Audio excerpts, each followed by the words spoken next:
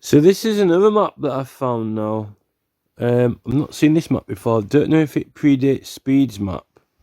Looks like a later one, but it doesn't really have any pictorial information on it. It's just names and basic roads and rivers. So we've got Huddersfield, right? It's definitely Huddersfield, not Huddersfield. The thing with Huddersfield is this, right? It's like Hathersage, that Heathersage. Now that Hathersage or Heathersage is sort of more Derbyshire sort of way, and it's the word heather. You know, you've got heather and sedges, right? So the sedges are the thick clumps of grass that grow up on the moors anyway. And that's Little John is connected with Robin Hood. So, you know, I don't know why they've got him in Hathersage if he did end up there, or if they just, like, you know, said that he ended up there or what. But if it's Huddersfield instead of Huddersfield, right, then I think it's quite similar or connective to Hathersage, because it's like Hather, and instead of a set, you see, Huddersfield, right, is an entire field, right? Now, Hathersage, or Heathersage, or Hathersage is just the actual sedge itself. It refers to the actual plant or clump of grass, whereas Huddersfield refers to an entire field that it's in. Now, you get the, you know, we've got photographs up Meltham and Marsden of, and pretty much, you know, spread out around that area and other areas. That is where the stronger clumps grow of what in season you get the blueberries growing out of them. Or, you know, you can, a lot of places, but, you know, you get large amounts of volume, larger than normal. So, you know, it's, so at that time of year, they are on season. They're growing in the sedges at a certain time. So Huddersfield is like fields of lots of those heathers or heather sedges, I think, which is right. It's referring to the land. Now, the thing. Oh, screen's going. Just that to happen. So, actually, we've got this Legill place in, Leg Hill. He's put Leg Hill. I don't really think I know where this Leg Hill place is. It's actually listed near where Flockton is. There's a place called Middlestown. Carlton. It looks like the French for Legill. You know, like if you say in French, le, and then gill, rather than leg, a leg hill. It looks like Legill, you know, and you could say, if that, if the Ramwood Mound is shaped like sort of Liberty shape, you could say that for Legill, but it's further, well, he's put it further over across than Flockton, but that's something on this map.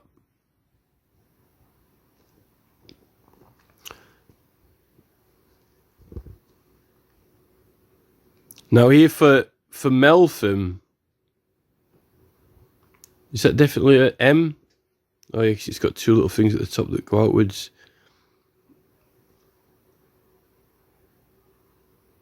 definitely still Meltham. But it says Meltham Chap. CHAP. For Meltham, they put Meltham Chap.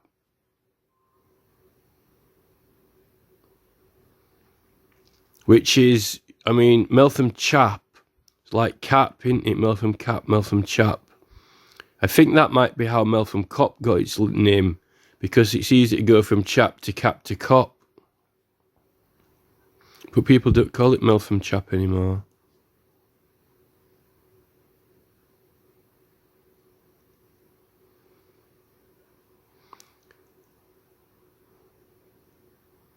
Unless chap's some word for those natural formations.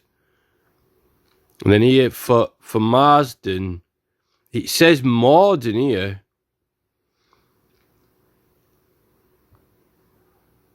It's definitely not an A, because if you look at Torm, if you look at that place underneath it that says Torm, it's T-A-U-M-E, and the A has got a dead straight down on the right hand side letter.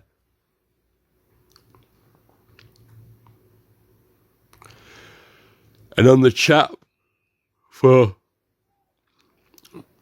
there's Morden Chap, you see, Meltham Chap, Morden Chap, M-O-R. I don't think I know of a place called Morden. It must be Marsden. Was it called Morden? You get some places in England called Mortimer, Morden, but it's not M-O-R-E. It's just M-O-R. I don't know whether he's wanted to change the spelling on it.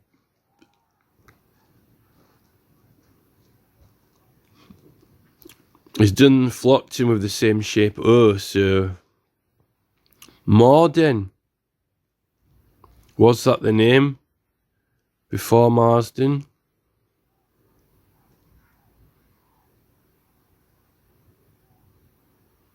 I think Speed's put it as Marsden. Speed's written Marsden,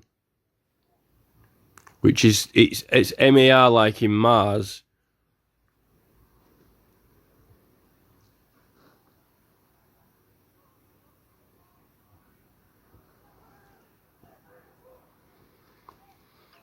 Even if it is Marsden.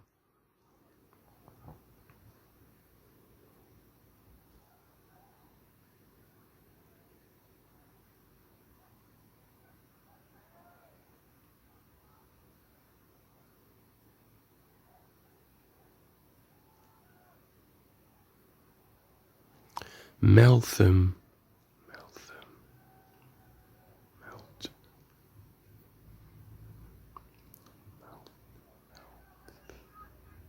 Meltham.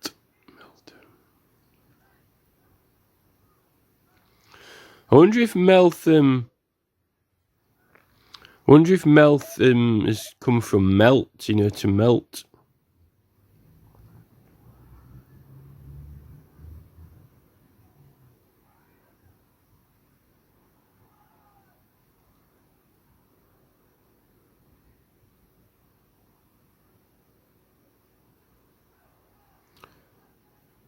Unless it was called Helmham. But there is a place called Helm there anyway. Even now there's Helm Village, you know, so it's actually got Helm. It actually is called Helm. Which, Elmet, that's Helm and Elmet, for if the whole county's called Helmet, and if there's an actual Helm is in Meltham, which it is, you know, that's significant.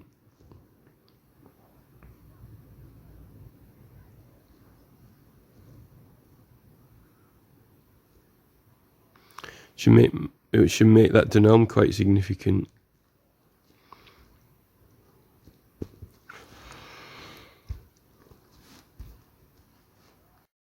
After I'd done that talk, I want to find out which map this actually is, and I've looked at these remarks here.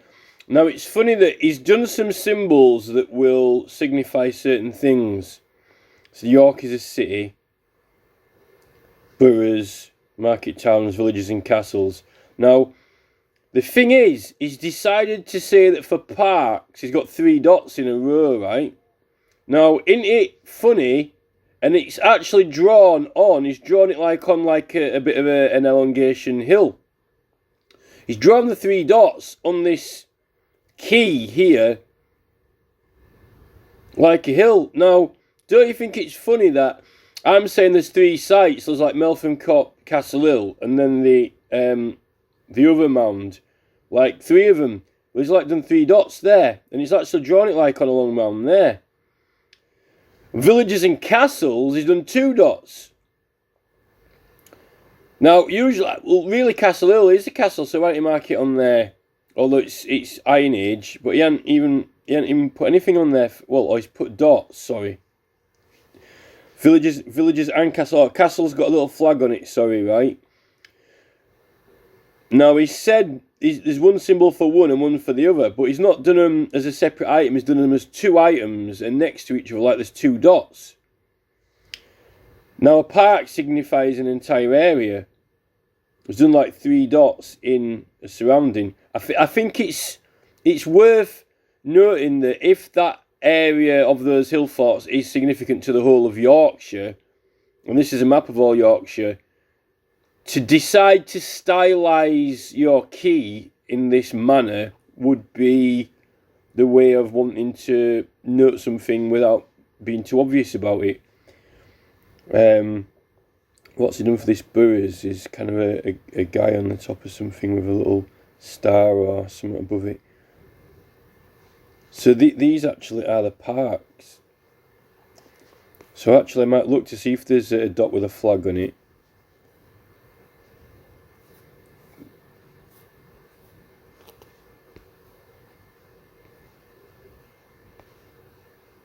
Barnsley. So for Leg Hill, there's a. Have we got anything with a? He hasn't put one with the flag on it. Although there's something here. Look, what's that there? There's some sort of hill with something on it there. Look. It says Rocking Stone Mill there. He's marked that on Rocking Stone Mill and a hill, but he hasn't put out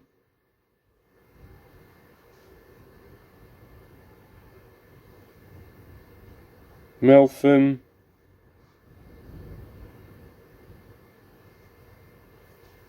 Huddersfield.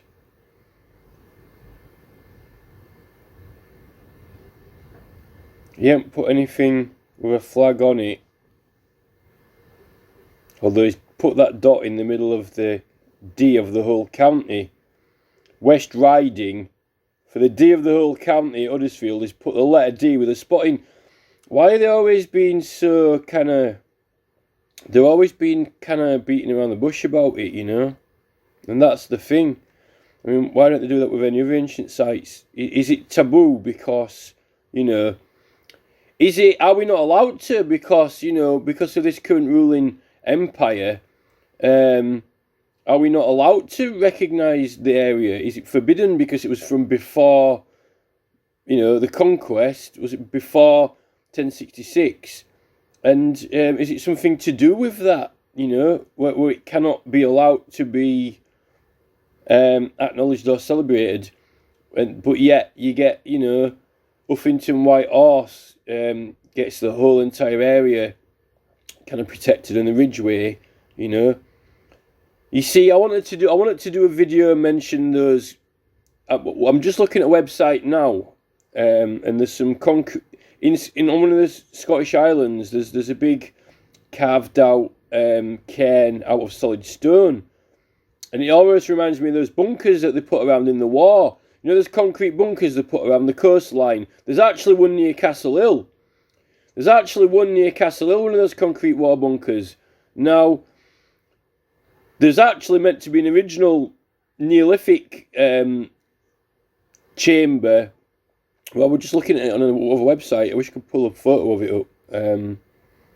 So, you know, I think they were inspired by and copied off those, particularly that one, for the war.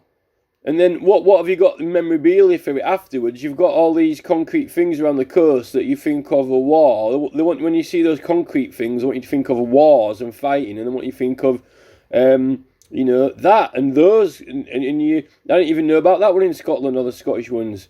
So it's almost like another distraction. You could say, oh well, it's symbolic of it or whatever. And you got Churchill. But now, all it symbolises is war and conflict. You know, whenever you think of those cairns, you've got to think of war and conflict. These map makers are going out of the way. This map's not to do with the war, and neither is Speed's map. But the map makers are going out of their way to either not put something on the map, not mention it openly, although they recognise it, you know, with a dot and a D, or they put it somewhere else or nearby. They do some sort of drawing. Why is that? Are they forbidden? Are they not allowed? Are they going to get in trouble? You know, why is it? You know, we're not allowed to, you know, certain celebrations are forbidden, you know.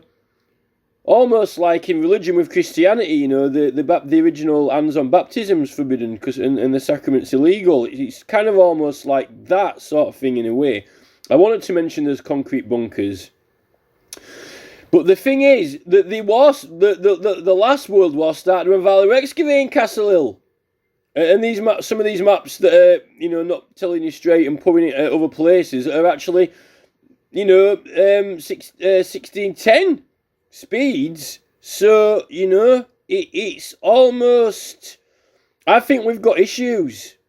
We've got issues in this country, and it's not to do with foreigners from, you know, like usually most racism's Africans or Asians or Chinese.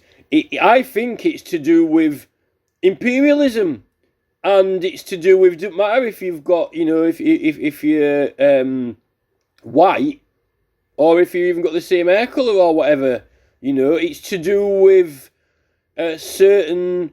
Well, it's to do with the establishment, isn't it? You know, we've got the barons and the all. You know, it's the peerage, something to do with that, and it's almost like, you know, when you get bullied, you know, if you're not allowed to go down this corridor at school, or you'll get picked on or harassed, and so you've got to go down a different corridor. I get the sense that it's like that. You know, like, you can't put that on the map there, or you can't mention that, or, you know, you might end up getting in some trouble or something like that, you know. That's almost what it's like, and that's what's been happening to me, really, with all my campaigning work and things like that. There has been some odd stuff going on. I still think that I'm getting... I also think they're trying to put signatures on my thing anyway. I think that it's being hacked. I think a lot more people would have signed it. Whatever this is, Lady Crofts. I've never heard of that before, whatever it is. There's a cross on a hill there. That's not on the key for the map. Oh, it's Lady Crofts, whatever it is. Never heard of it before. Penistone. So he hasn't even put a little... What he said that he's going to draw on it, he's not put on it. Now, he's made that a little bit like a hangman's. You know when you play hangman and you draw the hangman and you draw the bit first that goes up, out and over? It's almost like a crook, actually, isn't it? You know? He's almost drawn it like that.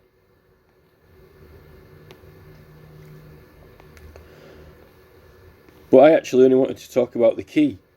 I think that he's done like I've done in my head, and I've noticed there's 3 sites within a certain, and then there's he's done it in an enclosure because they're all sort of together.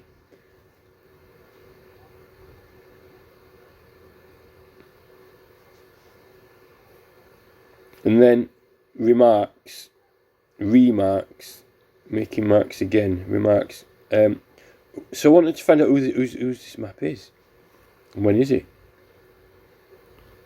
It is a new map of Yorkshire drawn from the Latefton Belt, is it? Authorities. But who drew it? See, there's a white horse there. I was saying about the white horse. there's a brilliant group, you know, Ridgway's group, and it's 50,000 people in it, and they're all brilliant, but they really adore and love the Ridgways. But it all ties in with the White Horse and Huffington Camp and Wayland Smithy, and the entire area is it falls within Oxfordshire, so it's something that Oxford are proud of. You know, it's to do with Oxford being decent, that. And Tolkien grew up there as well. I've sort of done a talk on that. You know, Tolkien liked ancient sites, but, you know, after Lord of the Rings, we end up getting built up and turned into Mordor, smoggy Mordor, you know, almost like more through the door, piling more people in, get associated with the Dark Lord, and the Dark Lord's forces. You know, if you want to read into that, and Batley and Dewsbury and Bradford, you could read into it if you wanted to, and you could say that it's a right royal joke, a rotten royal joke if you want, you know, but other places like Blackburn have suffered from, you know, building and industry and smog. He's drawn a white horse in here. Mere horses for travelling. Who's the actual person who's... He didn't say it, just it's drawn the authorities. You see, it's got arms on it. It's got arms, you see.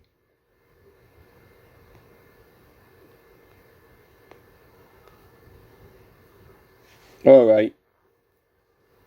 Oh, we've got something here now. Meridian of London, and this is T... Does that say Conder? T Conder sculp? T Conder sculp map? Is that what it is then? So, these things are evident. There's York. These things are evident. See, Ringhouse. These things are evident on these maps and on the drawing that Tomlinson did as well. There's something, you know, we had a civil war anyway. We had a civil war, Royalists and Roundhead. So, you know, if you want to choose two forces that might be responsible behind these